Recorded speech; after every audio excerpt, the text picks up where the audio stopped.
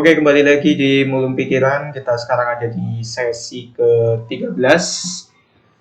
Dan kita kembali lagi ke ini ya, pengantar teori-teori sosial yang mungkin sudah break beberapa sesi ya. Kita ada dua kali kesempatan mungkin kita ambil literatur yang lain.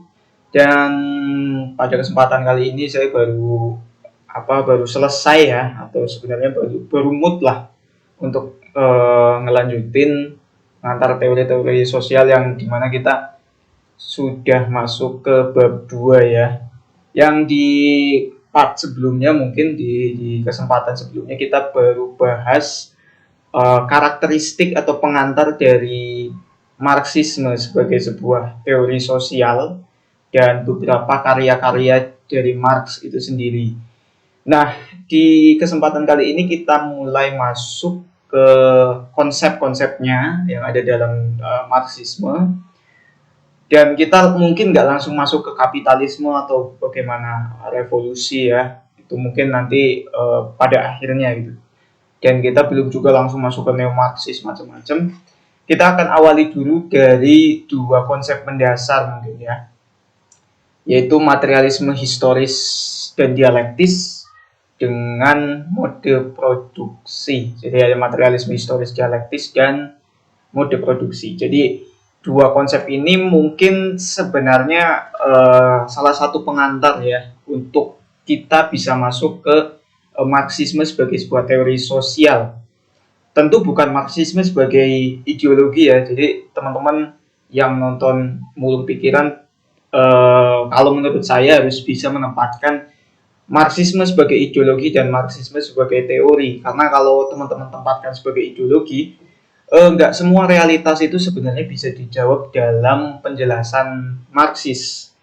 Mungkin bisa dijawab, tapi cenderung tidak kontekstual ya, reduktif juga. Nah, kadang kita juga butuh feminis, kita juga butuh interaksionisme simbolik, kita juga butuh fungsionalisme. Jadi sebenarnya hidup itu misterius, dan teori-teori yang kita pelajari itu ya sebenarnya ya hanya koleksi-koleksi alat saja. Gitu sih. Dan selain itu di Indonesia juga agak sensitif ketika kita bicara Marxisme sebagai ideologi ya, karena ada perjalanan sejarah yang cukup kelam, dan saya nggak akan menjelaskan itu tentu. Saya nggak akan menjelaskan perkembangan masuknya Marxisme di Indonesia, bagaimana Marxisme hidup di Indonesia, dan saya nggak akan jelasin itu. Selain itu juga di buku ini tidak dijelaskan itu ya, karena ini sesi pengantar teori, jadi saya akan lebih fokus ke Marxisme sebagai teori sosial dan bagaimana kita menggunakannya, bagaimana kita memperoleh kebijaksanaan di dalamnya, dan apa sih fungsinya Marxisme sebagai sebuah teori. Saya kira itu sebagai pengantar sebelum kita masuk ke materialisme historis dialektis dan mode produksi atau mode of production. Baik, kita mulai dari materialisme historis. Jadi materialisme historis dan dialektis ini sebenarnya kalau menurut saya ini bukan satu konsep yang operatif ya, dalam arti dia alat untuk menganalisis.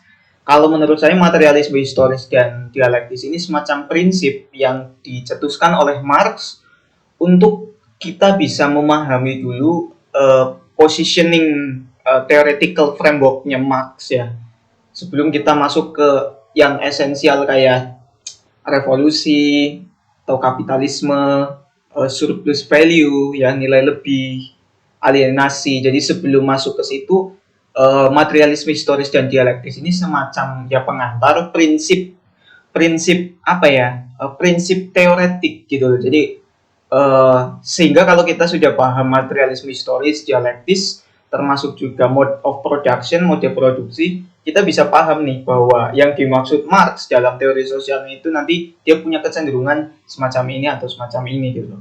Sehingga ketika kita akan menganalisis satu fenomena sosial dalam kacamata Marxis, tentu kita bisa tempatkan pada posisi yang tepat. Bahwa Marx misalnya berorientasi pada aktivitas ekonomi, dia nggak membahas hal-hal di luar ekonomi secara mendalam gitu loh. Jadi dia nggak bahas politik, nggak bahas budaya, agama secara mendalam. Artinya budaya, agama, dan politik sebenarnya hanya implikasi dari yang lebih esensial, yaitu ekonomi itu sendiri. Dan untuk bagaimana Marx membahas ekonomi, tentu kita nggak akan bahas di fase ini, karena kayaknya di fase ini kita akan lebih semacam mendongeng sebenarnya, dan mencoba mengurutkan satu fase-fase kehidupan sosial masyarakat menurut Marx ya. Jadi semacam itu. Jadi kalau ada satu fenomena sosial kemudian silakan analisis dengan materialisme historis atau dialektis, tentu kita akan sedikit kesulitan karena materialisme historis dialektis sebenarnya tidak menyuguhkan satu jalan keluar teoretik ya. Jadi kita itu harus ngapain dan seterusnya. Tapi ini penting karena ini semacam prinsip awal untuk kita masuk ke teorinya Karl Marx, macam itu. Oke, kita mulai dulu. Materialisme historis juga dijelaskan tidak dalam pengertian populer yang kita dengar tentang istilah materialisme ya. Meskipun sebenarnya bagi saya istilah materialisme yang kita pahami selama ini itu memang lebih kecenderungannya lebih dekat ke Marxisme dibanding ke misalnya Demokritos misalnya atau filsuf-filsuf lain yang membahas juga tentang materialisme. Kan seringkali kita memahami materialisme sebagai satu cara pandang yang berbasis materi, berorientasi pada materi, dan materi itu kemudian kita asosiasikan pada economic capital kalau saya pinjam istilahnya Bourdieu ya. Jadi lebih ke modal ekonomi seperti uang, tanah, barang-barang yang sifatnya komoditas ya yang bisa diperjualbelikan. Nah, tentu materialisme historis nantinya tidak menjelaskan materialisme dalam pengertian yang selama ini kita pahami, juga tidak menjelaskan materialisme dalam penjelasan seperti Demokritos yang membahas misalnya bahwa kehidupan ini sebenarnya berbasiskan materi layaknya Lego kalau di novelnya John Steingartner itu Dunia Shopee ya. Jadi bukan materialisme itu yang akan kita bahas pada kesempatan kali ini. Oke, kita mulai dari poin pertama. Kegiatan manusia yang paling penting adalah produksi unsur-unsur materi atau kegiatan ekonomi. Jadi, prinsip awal dalam Marxisme adalah asumsi bahwa kegiatan manusia, aktivitas manusia yang paling penting, paling esensial adalah kegiatan ekonomi atau produksi unsur-unsur materi. Gitu. Dan nanti dijelaskan juga oleh Marx bahwa kehidupan dari mulai primitif sampai yang modern itu sebenarnya adalah kehidupan untuk mencari materi saja. Nah, kalau kita lihat di kehidupan kontemporer sebenarnya cukup mudah ya untuk mengidentifikasi bahwa hampir setiap manusia itu bekerja dan mereka tidak ingin kehilangan waktunya untuk hal yang sia-sia, tapi mereka ingin melakukan atau memanfaatkan waktunya untuk dapat menghasilkan sesuatu yang sifatnya materialistik gitu. Bentuk yang paling primitif sebenarnya seperti bagaimana manusia primitif mengumpulkan makanan, bagaimana manusia primitif mengumpulkan sejumlah barang gitu ya. Sebelum mereka memiliki kesadaran atas kepemilikan, tentu barang-barang dalam fase berburu dan meramu dan seterusnya itu pada akhirnya kan digunakan untuk menunjang kehidupan sehari-hari. Sehingga kata Friedrich Engels itu, seorang temannya Marx yang membantu kehidupannya Marx juga, menurutnya manusia pertama kali harus makan, minum, mempunyai tempat tinggal dan pakaian sebelum berpolitik, ilmu pengetahuan, seni, agama, dan lain sebagainya. Jadi saya kira cukup logik bahwa untuk bisa berpolitik, untuk bisa menghasilkan gagasan dan pemikiran, pertama-tama manusia harus bisa makan, minum, dan punya tempat tinggal, sandang, pangan, dan papan. Sehingga ini menjadi prinsip yang penting di mana untuk membangun misalnya wacana-wacana untuk membangun demokrasi, untuk membangun literasi, untuk membangun critical thinking, itu sebenarnya harus dimulai dari persoalan material seperti makan, minum, dan tempat tinggal. Kan makan, minum itu sebenarnya materi ya, dia bukan ide seperti ilmu pengetahuan misalnya. Jadi materi jauh lebih penting daripada ide gitu. Karena ide pada akhirnya nanti akan ditentukan oleh keterpenuhan atas materi.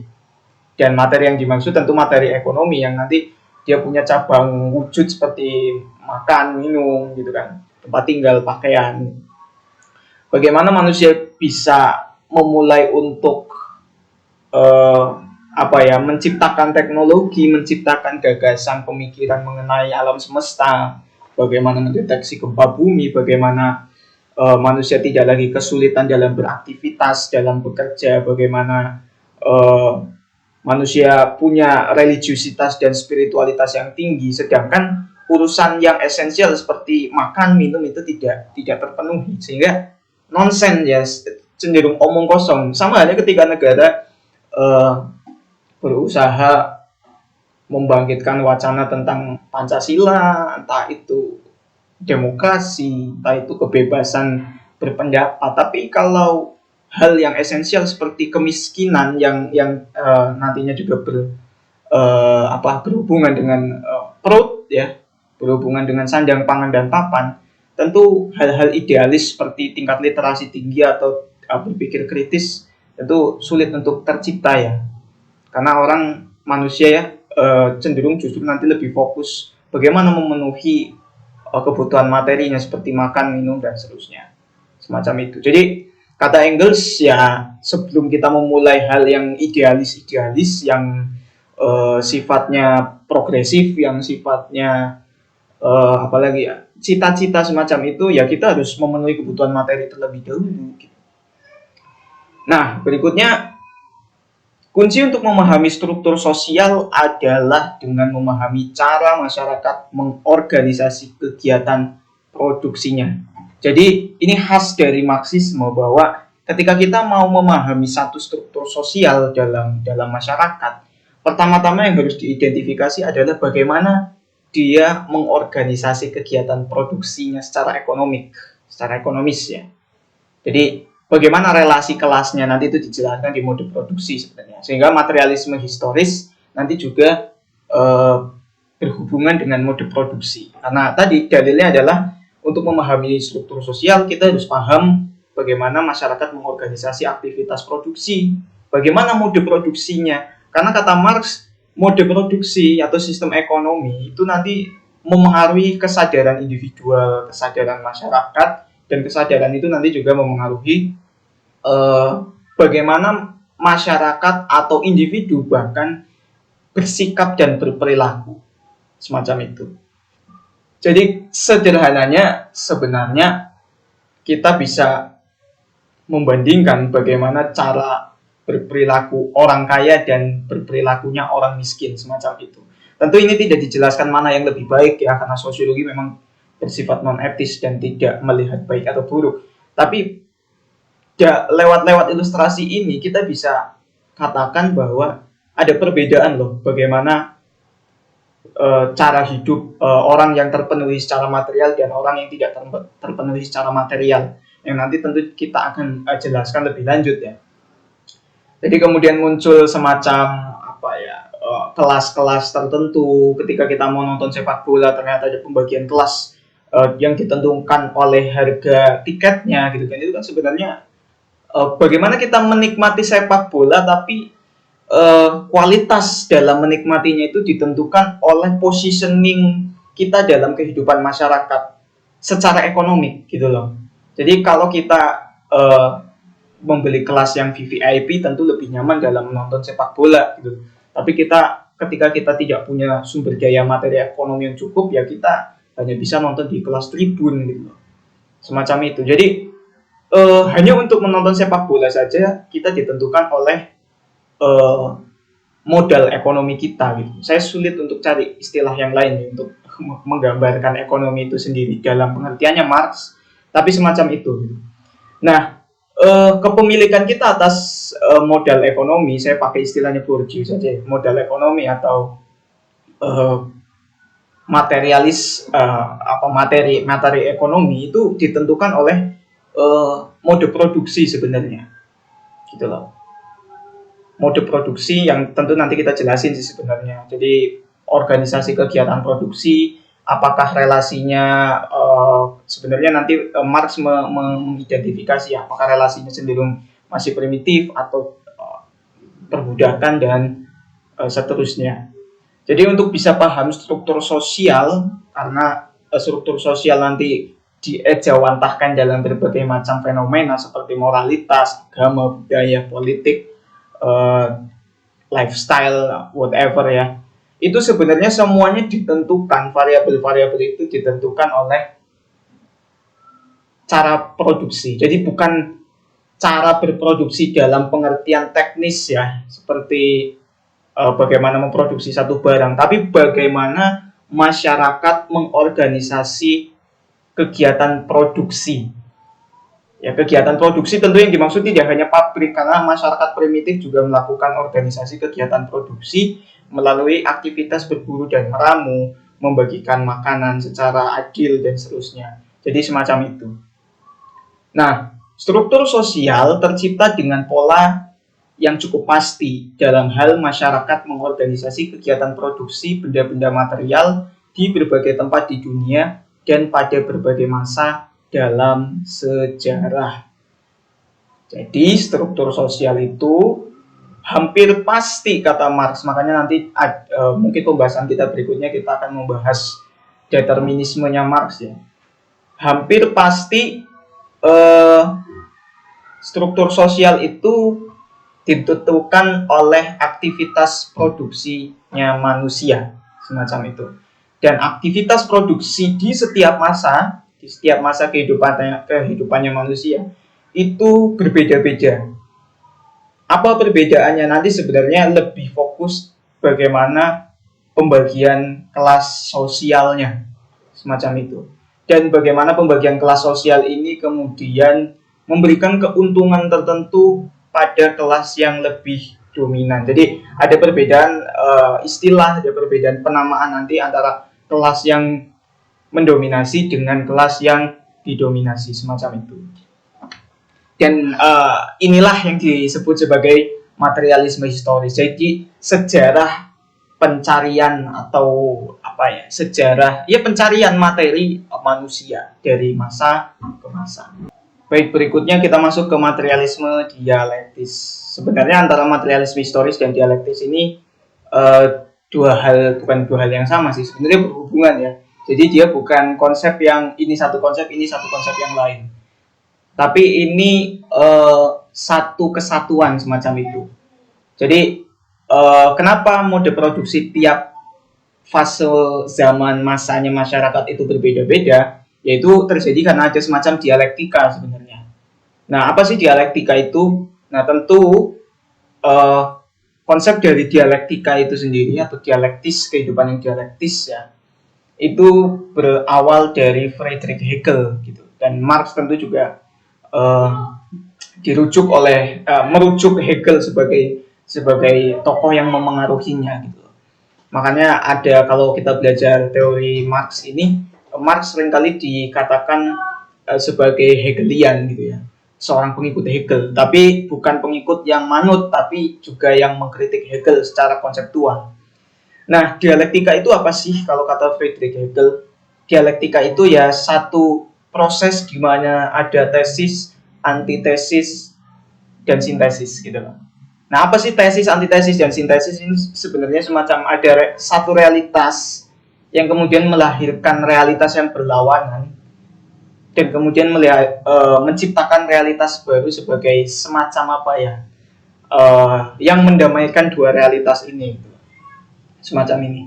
Nah, tapi realitas yang baru ini yang disebut sintesis, dia nanti bisa melahirkan antitesis lagi dan kemudian menciptakan sintesis lagi terus dan tidak ada finalitasnya, tidak ada garis finishnya, semacam itu.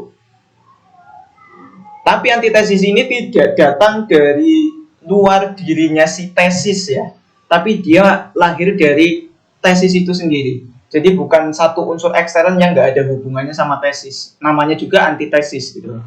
Jadi semacam itu. Misalnya tesisnya adalah saya yang nggak paham teori sosiologi gitu kan. Antitesisnya apa dari realitas ini? Antitesisnya adalah ada teman dekat saya yang paham teori sosiologi. Maka sintesisnya adalah kita bikin komunitas belajar teori sosiologi. Nah, komunitas belajar teori sosiologi itu bisa melahirkan antitesis lagi nanti. Misalnya uh, pembahasan teori sosial feminis misalnya, karena di teori sosial komunitas kita itu nggak membahas itu misalnya. Nah, akhirnya nanti lahir lagi baru komunitas teori sosial feminis misalnya, dan seterusnya nanti dia lahir dan terus. Nah, maknanya apa sebenarnya? Maknanya artinya kehidupan sosial itu dinamis. Jadi kita berharap satu pedoman umum yang universal itu nggak mungkin. Tentang baik buruk, tentang moralitas, tentang budaya, politik, agama, cinta bahkan, kita nggak akan pernah dapat satu rumusan yang pasti. Karena satu rumusan itu pasti nanti dikritik atau menghasilkan uh, rumusan yang lain yang sifatnya berlawanan dan harus semacam bertanding, tapi nanti akan didamaikan dan seterusnya, menghasilkan sintesis dan seterusnya dan seterusnya. Jadi kehidupan kita itu sebenarnya sifatnya dialektis, jadi sifatnya terus berubah. Apa yang kita jumpai hari ini potensial untuk berubah di masa depan. Tentang apapun sebenarnya, tentang apapun, tentang pendidikan, tentang standar standar bersikap itu tidak absolut sifatnya, tidak final. Dia akan berdialektika, jadi dia akan terus dapat kritik, menghasilkan kritik yang nanti antara kritik dan satu realitas itu nanti menghasilkan satu realitas yang baru gitu kan. Nah, kalau dalam Marxisme sebenarnya tesisnya adalah ada kapitalisme yang menghisap, antitesisnya adalah ada krisis di dalam kapitalisme, sintesisnya adalah sosialisme atau komunisme, semacam itu. Kalau dalam Marxisme ya. Nah, nanti sosialisme atau komunisme itu juga nanti melahirkan antitesis lagi ya, yang nanti menghasilkan misalnya neo-Marxisme dan sebagainya. Jadi semacam itu. Itulah dialektika. Nah, apa sih bedanya dialektikanya Marx dan Hegel? Kata Marx, metode dialektika saya bukan hanya berbeda dengan Hegel, tapi persis kebalikannya. Bagi Hegel, proses kehidupan dari otak manusia, yaitu proses berpikir, adalah inti hakikat dari dunia nyata.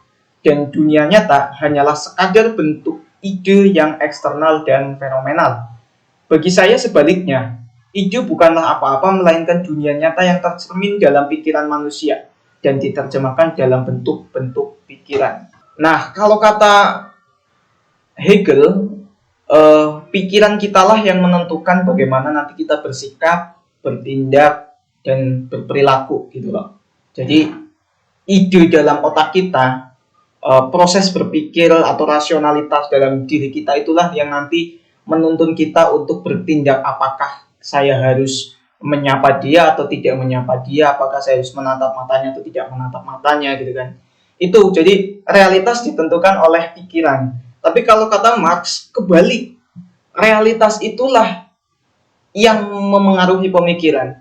Jadi pemikiran kita atau keyakinan kita tentang sesuatu gitu ya, apakah saya harus bertindak A atau bertindak B, itu sebenarnya disetir oleh realitas sesuatu yang di luar pemikiran kita gitu loh. Jadi semacam itu. Jadi definisi-definisi tentang moralitas baik buruk, apakah kenapa sih kalau saya ketemu guru itu harus cium tangan? Alasannya bukan karena kita punya ide bahwa cium tangan itu adalah hal yang baik atau hal yang sopan, tapi karena realitasnya berbunyi bahwa cium tangan adalah standar kesopanan. Jadi kalau kita perhatikan secara empiris gitu kan, apa yang terjadi dalam kehidupan sosial di luar pemikiran, yaitu cium tangan terhadap guru, itu adalah bentuk kesopanan, sehingga itulah yang memengaruhi cara berpikir kita bahwa cium tangan adalah satu bentuk perilaku yang sopan gitu loh.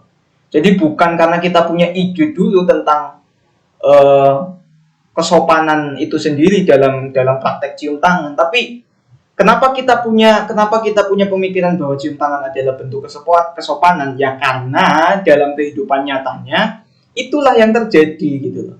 Jadi bukan pemikiran yang memengaruhi tindakan, tapi tindakanlah yang memengaruhi pemikiran. Bukan pemikiran yang memengaruhi realitas, tapi realitaslah yang memengaruhi pemikiran. Ini nanti yang nyambung dengan misalnya kesadaran palsunya proletar ke apa ya, kalau di Marx itu namanya kesadaran kritis mungkin ya. Jadi satu situasi di mana proletar itu sadar gitu. Nah, kenapa proletar kemudian punya kesadaran palsu dan mereka tidak mau melakukan perubahan, revolusi macam-macam? Ya karena realitasnya itu yang mendistrak dia itu untuk pasrah, untuk tidak mau melawan, untuk merasa bahwa dirinya itu inferior gitu.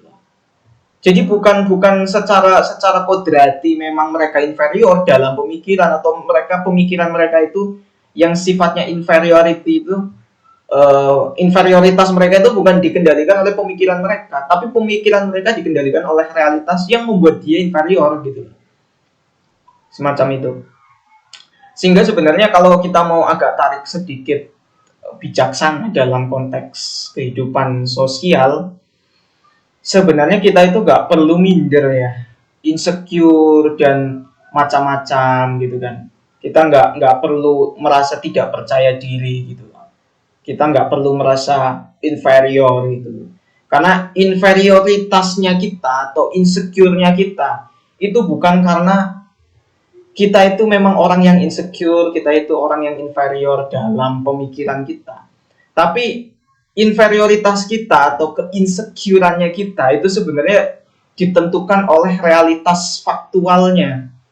Bagaimana kita melihat kehidupan itu secara pesimis atau lebih optimis, semacam itu sebenarnya. Kalau kita menganggap kehidupan ini penuh pesimistik, kalau kita melihat kehidupan ini ya penuh hal-hal yang tidak bisa kita capai, ya kita akan tiba pada inferioritas, kita akan tiba pada insecurity gitu loh, dan sebagainya. Sehingga inferioritas, insecurity itu sebenarnya bukan satu potensi yang benar-benar diciptakan oleh pemikiran kita, tapi sebenarnya itu bisa dirubah karena itu sumbernya sebenarnya dari realitas faktual kok.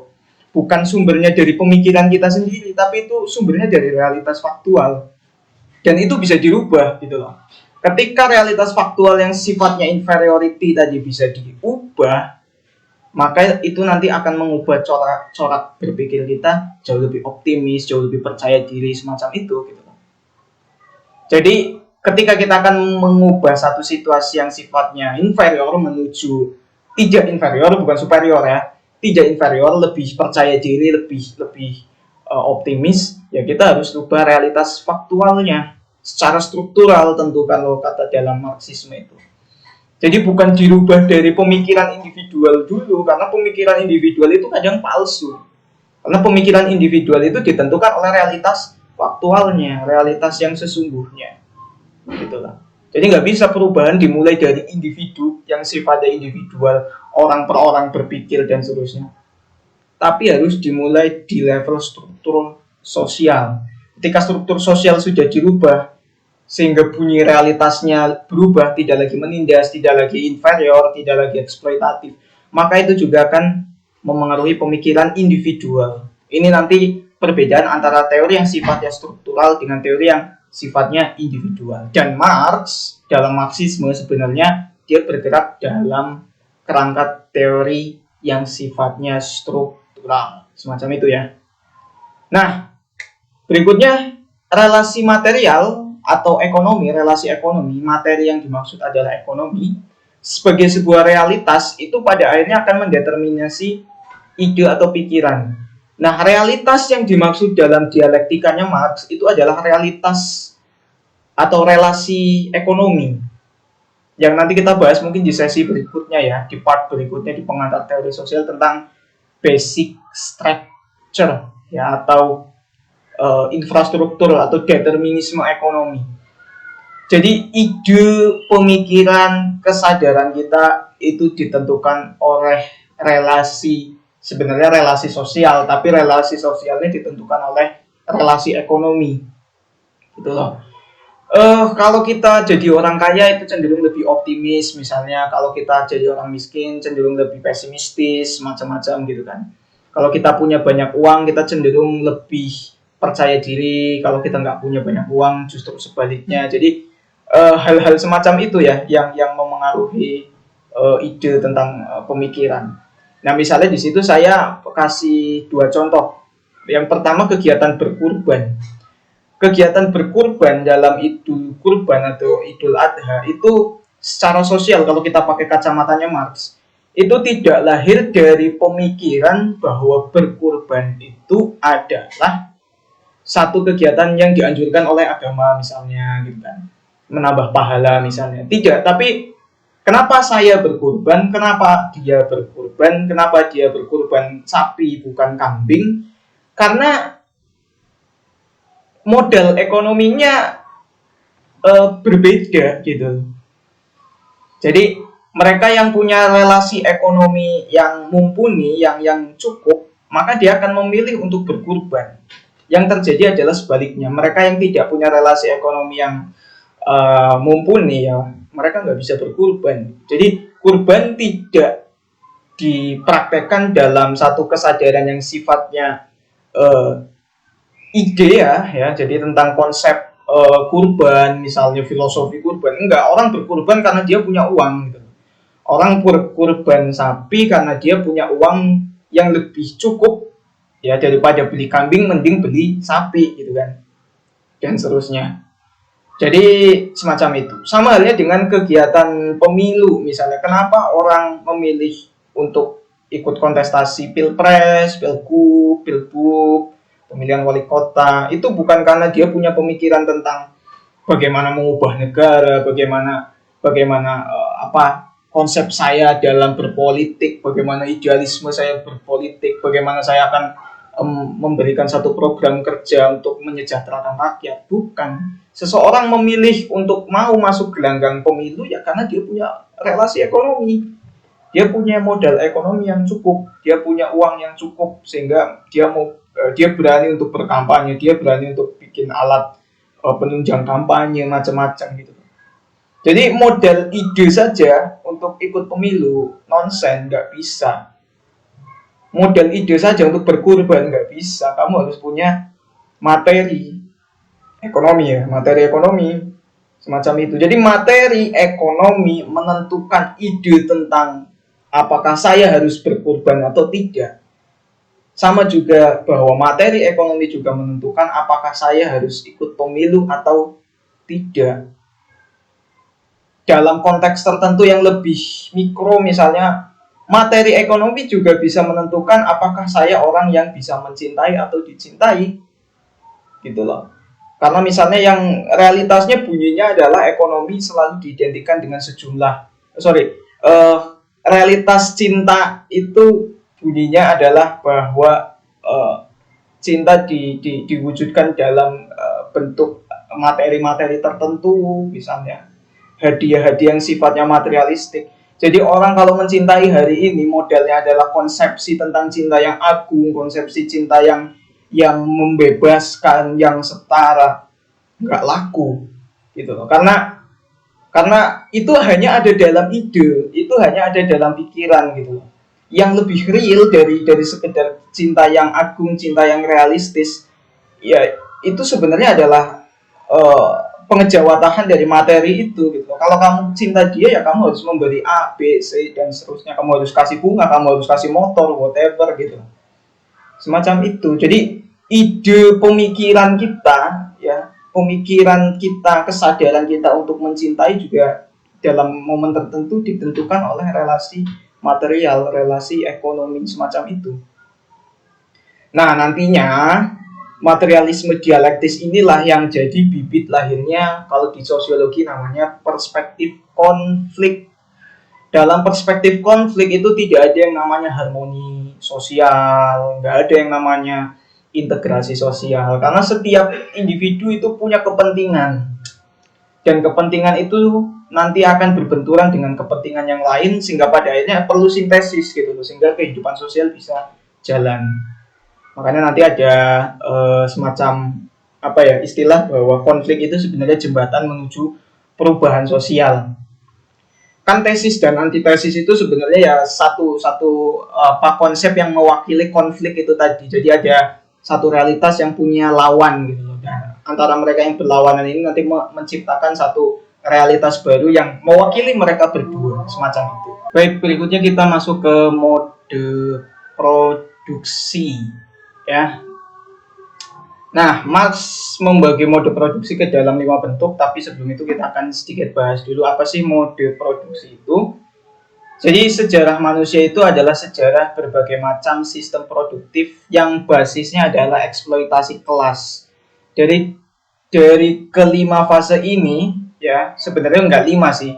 Sebenarnya 3 fase di tengah ya. Jadi fase kuno, fase feodal dan fase kapitalis itu selalu ada 2 jenis kelas dan salah satunya itu mengeksploitasi dan satu yang lain itu dieksploitasi.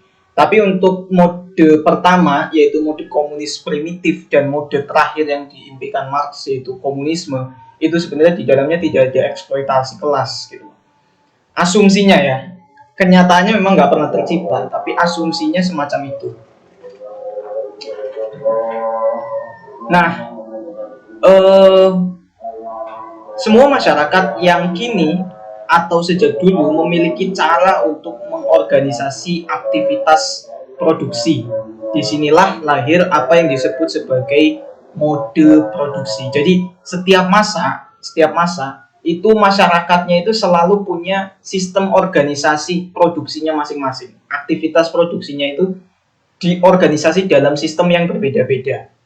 Ya, dari yang bagi Marx itu paling adil ya seperti komunis primitif dan pada akhirnya jadi komunis, sampai yang paling yang paling kurang ajar lah itu yang disebut sebagai kapitalisme. Tapi nanti kritiknya kita di akhir aja ya, kritik dari konsepnya Marx ini. Tapi hari ini kita aminkan dulu Marxisme sebagai sebuah teori sosial, karena nanti di sekitar bab-bab subbab akhir di bab 2 ini kita akan tahu kritik-kritiknya Marx, kritik terhadap Marx, yang dimana itu nanti melahirkan satu aliran teori baru yang disebut sebagai neo-Marxisme, semacam itu. Oke, gimana sih karakteristik umum dari tiap-tiap mode produksi?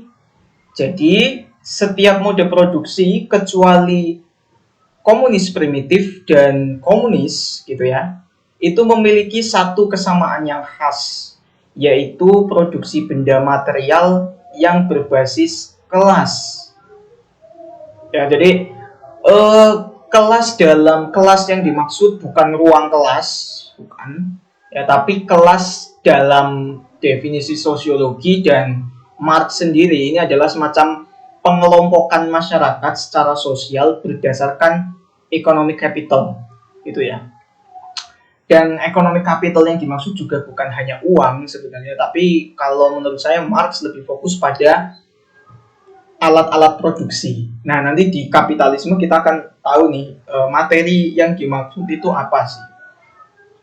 Economic capital yang dimaksud itu apa sih. Jadi kelas bukan ruang kelas, tapi satu pengelompokan masyarakat lah. Sederhananya itu ada orang kaya, ada orang miskin, itu kalau secara ekonomi. Ada kelas menengah, ada kelas atas, kelas bawah. Ada upper class, middle class, lower class. Itu sebenarnya basisnya itu kepemilikan atas materi ekonomi. Jadi bukan basisnya spiritualitas, bukan basisnya kearifan, bukan basisnya kecerdasan, bukan. Upper, middle, dan lower itu seringkali diasosiasikan untuk mengelompokkan kelas berdasarkan materi ekonominya. Nah, pada semua masyarakat non komunis, jadi masyarakat kuno, masyarakat feodal dan masyarakat kapitalis itu di dalamnya hanya terdapat 2 jenis kelas yang di dalamnya tentu ada relasi yang dominatif dan eksploitatif antara satu kelas ke kelas yang lain. Jadi minimal kelas dalam fase kuno, feodal dan kapitalis itu terbagi menjadi 2, yaitu kelas yang memiliki sarana produksi dan kelas yang tidak memiliki sarana produksi atau tidak punya alat produksi. Jadi bisa disebut sebagai ada kelas dominan dan ada kelas subordinat. Nanti di setiap fasenya non komunis ya, jadi kayak kuno, feodal dan kapitalis, itu dia punya istilah sendiri untuk membedakan mana kelas dominan dan mana kelas subordinat gitu ya. Nah, kenapa sarana produksi yang dipilih untuk menentukan jenis kelas bukan uang? Karena uang sebenarnya dihasilkan oleh alat produksi. Jadi kalau kita bayangkan kita hidup di eranya Marx, abad berapa sih? 19 mungkin ya. Ya abad 19-an mungkin ya. Karena 1800-an kan. Sekitar abad 19 itu ya sebenarnya kalau kita punya banyak uang itu bukan kita yang menentukan sistem sosialnya, bukan kita yang menentukan nuansa sosialnya, tapi mereka yang punya pabrik, mereka yang punya mesin, mereka yang punya tenaga kerja. Karena uangnya kan dihasilkan dari sarana-sarana itu, jadi uangnya nggak turun dari langit gitu, tapi dihasilkan oleh sarana-sarana produksi. Nah, kelas dominan itu biasanya jumlahnya sedikit, justru minoritas, segelintir, dan dia adalah pihak yang mengeksploitasi. Sedangkan kelas yang subordinat itu justru mayoritas, jumlahnya lebih banyak. Dia merupakan pihak yang dieksploitasi. Mereka lah yang melakukan pekerjaan produktif untuk kepentingan minoritas. Produksi barang material terjadi dengan melakukan eksploitasi tenaga kerja mayoritas. Jadi sebenarnya ada paradoks ya, di mana kuantitas kelas satuan-satuan individu, kuantitas individu dalam setiap kelasnya itu tidak menentukan seberapa kuat dia dalam kehidupan sosial. Karena kita tahu bahwa orang-orang dalam kelas dominan itu justru jumlahnya lebih sedikit ya. Yang kita sebut sebagai kapitalis itu mungkin jauhnya sepersekian dari populasi masyarakat gitu, tapi dia bisa benar-benar mengendalikan kehidupan sosial loh.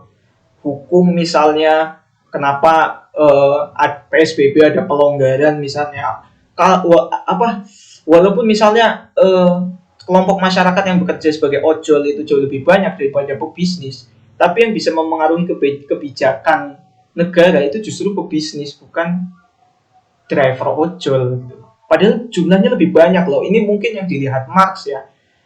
Jumlah yang tertindas itu jauh lebih banyak, tapi kok mereka nggak bisa melawan ya? Apa yang salah di dalamnya?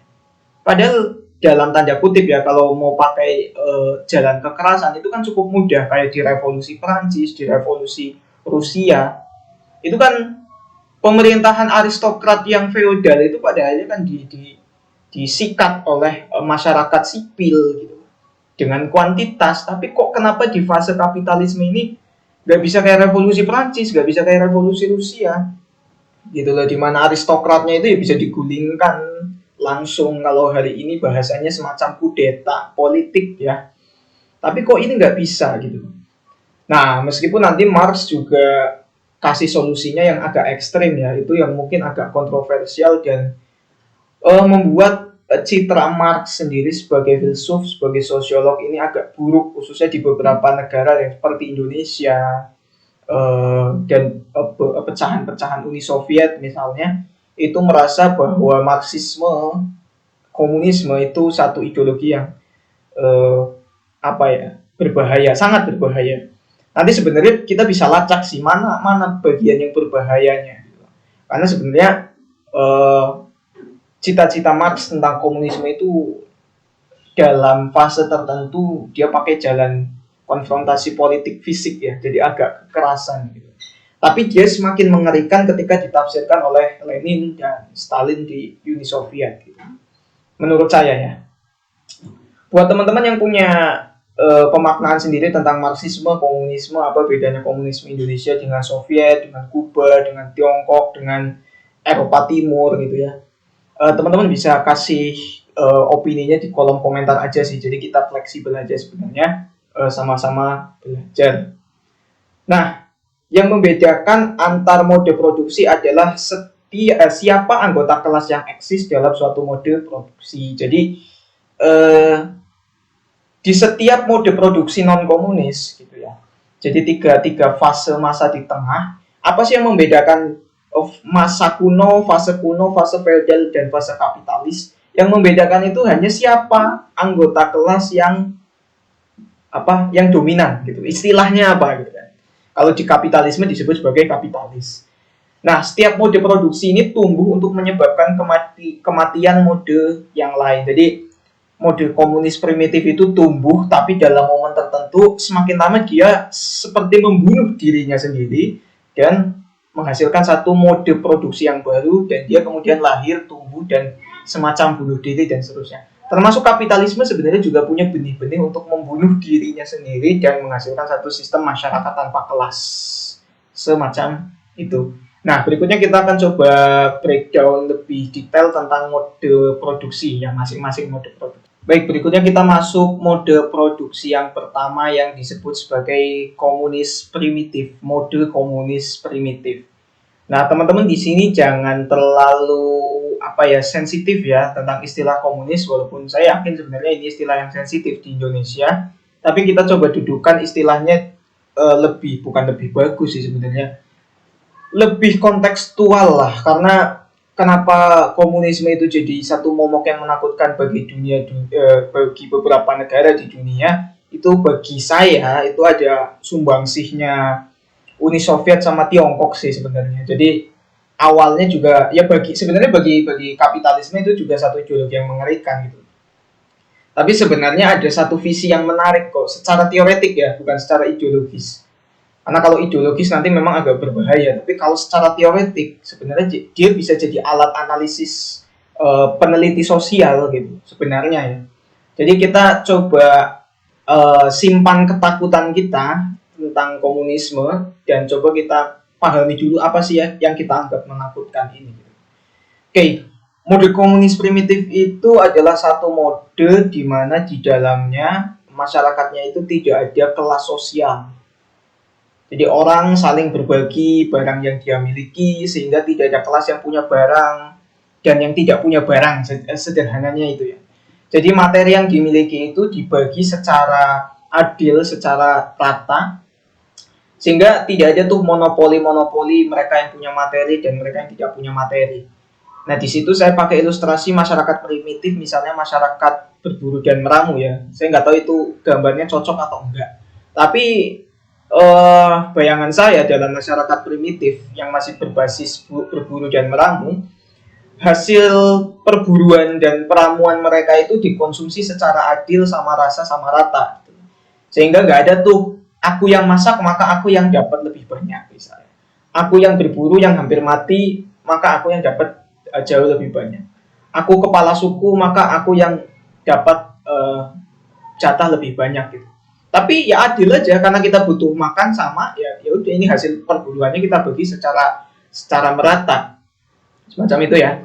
Teman-teman sejarah atau teman-teman yang belajar arkeologi mungkin merasa tidak setuju dengan statement ini, bisa kasih ulasan di kolom komentar aja ya. Semacam itu. Nah, berikutnya masyarakat tidak memproduksi materi secara surplus. Alasannya apa? Ya karena lingkungan tidak bersahabat, teknologi belum berkembang, atau kombinasi antara kedua hal semacam itu. Jadi belum bisa tuh yang namanya menggandakan barang, menggandakan materi itu belum bisa. Kan kalau di fase modern setelah ada revolusi industri, setelah ada pabrik, satu barang itu bisa diproduksi gitu kan. Kalau dulu itu kan kalau sudah berburu ya sudah gitu. Barang yang didapatkan dan dikonsumsi ya hanya yang mereka temukan saja. Satu tanaman itu ya itu saja gitu loh. Berburu daging hewan tertentu ya itu saja. Nggak bisa menggandakan daging, kalau hari ini kan bisa dalam bentuk kaleng, dalam bentuk daging sintetis macam-macam gitu kan. Kalau dulu yang ditemukan lah yang dikonsumsi gitu loh. Nah, apa yang ditemukan itu ya dimanfaatkan sebaik-baiknya sesuai kebutuhan komunitasnya, kebutuhan kelompok sosialnya. Sehingga nggak ada tuh memproduksi surplus, karena kalau ada surplus, ada kelebihan, ada potensi untuk memonopoli surplus itu. Dan ketika ada monopoli, di situ eksploitasi mulai aktif sebenarnya. Nah, masyarakat hanya mungkin memproduksi kebutuhan secukupnya sesuai dengan kebutuhan hidup. Jadi kalau sebuah pakaian primitif misalnya, kalau butuhnya hanya 3 misalnya, ya 3 saja yang dipakai. Kalau makan hanya butuh sekian kilo gitu kan, sesuai dengan hasil perburuan, ya itu saja yang dimakan. Jadi nggak ada kebutuhan yang lebih kontemporer seperti lifestyle, kebutuhan konsumsi simbolik kayak yang dijelaskan Baudrillard ya. Belum ada kesadaran sampai ke situ. Kesadaran untuk memiliki satu barang secara lebih, secara apa ya, kesadaran kepemilikan saja sebenarnya belum ada, karena yang ada adalah kesadaran kolektif untuk saling berbagi gitu. Jadi bikin makanan ya untuk dikonsumsi sendiri sesuai kebutuhan, jika berlebih maka mau dibagikan gitu kan. Belum ada budaya jual beli gitu. Jadi kalau mungkin satu kelompok keluarga habis berburu, ternyata ada kelebihan materi, kelebihan produk tadi, barang, sorry, kelebihan bahan pangan, ya itu dibagikan saja ke tetangganya ya kalau istilah sekarang, ke kelompok yang lain, anggota keluarga yang lain gitu. Lah ngapain saya simpen-simpen gitu? Kalau sekarang kan kalau ada surplus barang gitu kan, kalau saya berkebun kemudian ternyata kebutuhan saya cuma apa 70%, 30%-nya itu nggak mungkin hari ini untuk dibagikan secara cuma-cuma ke tetangga atau ke teman atau ke sahabat. Pasti akan dijual gitu. Ya mungkin ini ada andil ketika teknologi sistem transaksi berbasis uang itu sudah mulai ada ya. Sudah mulai lahir, mungkin di situ kesadaran untuk jual beli, kesadaran kepemilikan juga muncul gitu kan. Kalau dulu misalnya dapat 100% hasil bumi, yang dikonsumsi 70%, 30%-nya ya dibagi kepada komunitas yang lain secara cuma-cuma gitu kan. Dalilnya sederhana, ya saya butuhnya cuma 70% dan itu sudah kenyang, itu sudah cukup. Ngapain saya simpan 30%, nanti malah nggak kemakan gitu kan. Kalau hari ini 30%-nya mending dijual, dapat uangnya nanti dapat dimanfaatkan lagi. Jadi semacam itu. Jadi nggak ada tuh kesadaran untuk memenuhi kebutuhan secara berlebih. Apalagi soal lifestyle ya. Berikutnya, tidak ada kekayaan yang surplus sehingga tidak ada eksploitasi. Karena eksploitasi itu terjadi kan ketika ada pemanfaatan atas surplus value gitu kan. Surplus value, nilai lebih. Yang kemudian ketika nilai lebih itu terakumulasi, dia jadi capital, jadi modal. Dan modal itu nanti ditambah, berusaha ditambah, dan seterusnya.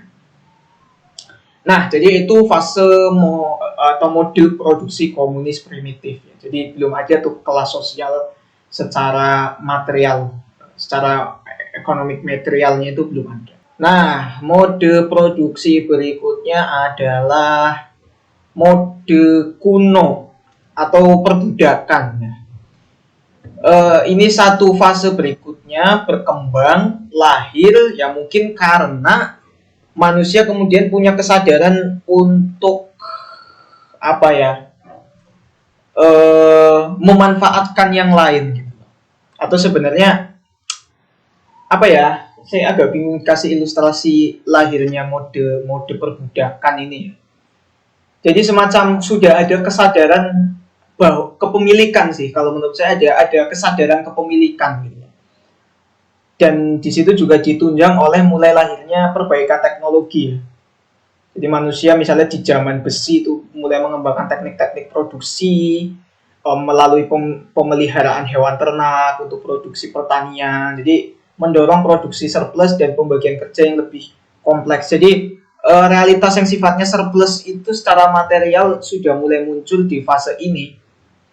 Ya, karena mungkin ada sebagian kelompok yang sudah mulai menemukan teknologi-teknologi dalam hal peternakan atau pertanian, dan ada sekelompok yang lain kemudian yang tidak punya kemampuan itu, sehingga muncul kesadaran gimana kalau Anda yang kerja buat saya gitu.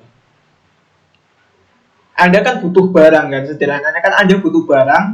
Sekarang Anda tidak bisa memenuhi kebutuhan Anda tentang barang itu, tapi saya bisa memenuhi kebutuhan barang Anda, kebutuhan barang Anda gitu loh.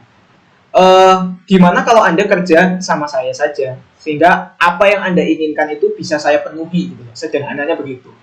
Tapi tentu ini lebih bersifat fisik ya, jadi nggak kayak kapitalis yang lebih halus sebenarnya. Manusia dimiliki sebagai kekayaan oleh sebagian orang yang lebih berkuasa. Jadi mulai lahir kelompok sosial yang merasa dirinya lebih berkuasa. Mungkin basisnya adalah keterampilan, mungkin basisnya adalah pengetahuan. Jadi produksinya itu basisnya adalah perbudakan. Jadi mereka yang tidak terampil, mereka yang mungkin tidak punya kemampuan untuk apa ya, menghasilkan barang, menghasilkan materi ekonomi, pada akhirnya mereka harus semacam mengabdi dengan kelompok sosial yang lebih mampu. Produksi terjadi dengan menggunakan tenaga manusia secara paksa. Nah, makanya kemudian muncul pasar-pasar. Kalau hari ini istilah pasar tenaga kerja mungkin asumsinya gimana sih skillnya dia dan seterusnya gitu kan. Jadi tenaga kerja lebih bisa memilih. Tapi kalau dulu tenaga kerja itu lebih seperti barang dagangan ya, benda mati. Ya makanya istilahnya di situ kemudian kelas dominan adalah majikan, sedangkan kelas subordinat adalah budak. Jadi budak ini dimiliki oleh majikan secara total, gitu loh. Jadi bukan keterampilannya yang dimiliki, tapi orangnya, gitu loh. Orangnya yang dimiliki. Nah, kenapa orang memilih menjadi budak ya? Karena dia nggak bisa memenuhi kebutuhan materialnya, gitu. Yang bisa memenuhi kebutuhan materialnya adalah majikan. Dan mau nggak mau, inilah lahir satu sistem mode produksi yang baru di mana basisnya adalah kelas sosial, di mana ada satu kelompok yang dominan dan ada satu kelompok lain yang didominasi. Semacam itu. Basisnya bisa saja keterampilan untuk memenuhi kebutuhan material ya. Majikan lebih terampil, budak tidak lebih terampil dan seterusnya, atau yang lain lah semacam itu. Jadi inilah mode produksi kuno atau mode produksi perbudakan. Nah, berikutnya adalah mode feodal atau feudalism ya. Mode ini didasarkan pada kemampuan para pejuang perang atau bangsawan yang mengendalikan wilayah-wilayah lokal yang kecil dengan kekuatan senjata untuk menundukkan dan mengeksploitasi tenaga kerja pertanian. Jadi di mode produksi feodal itu yang berkuasa adalah, kalau di sini disebut sebagai tuan tanah ya. Tapi tuan tanah yang dimaksud ya sebenarnya ya para bangsawan itu sendiri. Jadi mungkin mode ini lahir ketika para majikan di mode kuno atau di fase perbudakan itu melahirkan keturunannya. Kan feodalisme itu khas dengan kekuasaan yang berbasis dengan keturunan. Jadi nggak ada tuh pemilihan yang demokratis macam-macam. Yang berkuasa hanya mereka yang punya keturunan sebagai seorang bangsawan. Tapi sebenarnya kalau kita angkat sedikit ke masa lampau itu ya karena kepemilikan secara material gitu. Nah, sedangkan kelas yang subordinat itu disebut sebagai tenaga kerja. Nah, tenaga kerja yang tidak memiliki tanah melainkan menyewa semata-mata agar bisa hidup, mereka diwajibkan untuk menyerahkan sebagian besar hasil buminya ya, karena di sini pertanian. Jadi disinilah muncul satu konsep yang disebut sebagai biaya sewa atau kita kenal sebagai pajak gitu. Jadi kelasnya itu apa? Kelasnya itu apa aja? Kelasnya adalah kelas yang punya tanah dan kelas yang nggak punya tanah. Kelas yang punya tanah itu lebih dominan, dia lebih superior daripada yang tidak punya tanah. Dan yang tidak punya tanah ini kan tentu harus memenuhi kebutuhan materialnya, makan, minum, whatever gitu ya. Sedangkan mereka nggak punya sarana produksinya yang sedang bukan booming sih sebenarnya, yang sedang eksis pada saat itu, yaitu tanah. Sehingga mereka harus menggarap tanah-tanah milik tuan tanah. Mereka semacam jadi buruh pertanian, tenaga kerja dan seterusnya gitu lah. Tidak dalam sistem gaji, tapi artinya monggo Anda bisa kelola tanah saya, gitu kan? Tapi Anda harus ketika Anda panen dalam tanda kutip, Anda perlu kasih saya semacam biaya sewa. Upeti pajak itu adalah bagian dari konsep yang lahir di mode produksi feodal, gitu ya. Nah, fase feodal ini nanti sebenarnya menurut Marx buruk ya. Karena secara politik juga kekayaan itu kan kekayaan ekonomi semuanya ngumpul di satu kelas yang namanya bangsawan atau aristokrat. Jadi kayak pedagang, kayak apalagi pengusaha, wira swasta pada zaman aristokrat, zaman feodalisme. Mereka kan dipaksa untuk memberikan satu pajak yang sebenarnya benefitnya nggak mereka rasakan. Kan dalam pelajaran sejarah itu kalau di Prancis sebelum revolusi Prancis, bahkan semacam APBN-nya negara itu digunakan untuk kepentingan personalnya Raja saya lupa Louis 14 atau Louis 16 itu beserta dengan istrinya gitu kan. Ini kan kacau gitu loh, kalau ternyata pajak upeti nggak apa-apa sebenarnya pajak itu ditarik, asalkan penggunaannya ya ada feedback bagi masyarakat sipilnya gitu loh. Nah yang terjadi di feodalisme kan enggak, pajak atau upeti yang ditarik itu digunakan untuk kepentingan pribadi kerajaan, orang-orang kerajaan, dan itu kacau menurut Marx. Dan bagi Marx, kapitalisme awalnya adalah satu angin segar bagi kehidupan masyarakat, karena kompetisinya nanti lebih fair gitu loh. Monggo kalian dagang ya, siapa yang punya modal lebih banyak dia yang menang gitu kan. Kalau di feodalisme kan enggak, mau kamu modalnya banyak mau kamu modalnya sedikit, tetap saja Anda diperas oleh aristokrat, Anda diperas oleh negara gitu. Dan kepentingannya nggak akan pernah menghasilkan benefit apa-apa semacam itu. Nah inilah fase atau mode produksi feodal. Nah ini adalah mode produksi kapitalisme, dan ini adalah sumber dari segala kesuraman kehidupan Eropa pada abad 19, dan bagi saya kesuraman itu masih diturunkan, diwariskan sampai era kontemporer. Karena saya nggak tahu kenapa kapitalisme itu kok susah banget diruntuhkan ya. Padahal secara akademis juknisnya untuk menghancurkan kapitalisme itu sudah ada di abad 19 itu ya. Koreksi kalau saya agak keliru dalam penyebutan abad ya, karena siapa tahu yang saya sebut abad 19 ternyata 18 dan seterusnya, nanti teman-teman bisa koreksi di kolom komentar aja. Jadi sebenarnya bahkan Marx sendiri menganggap kapitalisme ini bisa mati sendiri kok, gitu kan. Tapi nggak pernah berhasil, nggak tahu kenapa. Dia bisa saja beradaptasi gitu. Kenapa sih sistem sosial yang semacam ini tuh bisa banget beradaptasi dengan segala macam situasi, termasuk pandemi COVID gitu. Memang awal-awal di pandemi ini kapitalisme dipukul habis ya, di mana kegiatan bisnis, kegiatan ekonomi itu benar-benar nggak bisa jalan gitu, mati total. Tapi dia bisa saja tetap beradaptasi melalui teknologi, online shop, macam-macam gitu kan. Sistem kerja work from home kan tetap aja gitu. Nah meskipun saya agak singgung dikit ya teori-teori pasca neo-Marxis yang lebih sangat kontemporer, yang beranggapan sebenarnya kapitalisme itu sebenarnya ya masih punya potensi untuk gagal, masih punya potensi untuk hancur. Misalnya ketika perkembangan teknologi sudah pesat, orang-orang tidak mungkin memonopoli materi-materi yang sifatnya publik ya, karena itu sudah di cover semua oleh teknologi gitu kan. Ya pada akhirnya kehidupan akan tiba pada masyarakat tanpa kelas. Entah, tapi rumusan Marx tentang masyarakat tanpa kelas itu memang hampir tidak pernah terjadi ya, sulit untuk terjadi. Sekalipun di negara-negara yang mengklaim dirinya punya ideologi komunis gitu, seperti Soviet, Korea Utara, Tiongkok, bahkan Indonesia pada fasenya. Tapi menurut saya mereka nggak pernah sampai titik apa yang dimaksud Marx sebagai masyarakat tanpa kelas. Justru mereka semacam memodifikasi Marxisme, komunisme menjadi satu ideologi yang cenderung diktator, otoriter, dan menakutkan ya. Jadi udah melenceng sih dari visinya Marx tentang masyarakat tanpa kelas itu sendiri.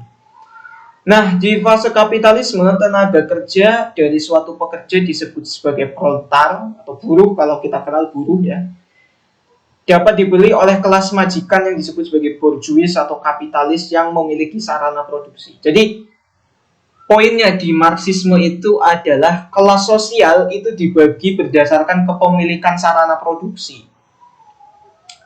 Ya memang kepemilikan atas kekayaan material berupa uang ya, tapi sebenarnya yang lebih esensial itu adalah alat produksi atau sarana produksi, karena uang dihasilkan dari sana. Nah, apa sih sarana produksi yang dimaksud dalam kapitalisme? Jadi kepemilikan produktif bourgeois itu isinya bisa tanah, pabrik, mesin, investasi, dan saham atau sarana-sarana yang lain yang menunjang kegiatan produksi gitu ya.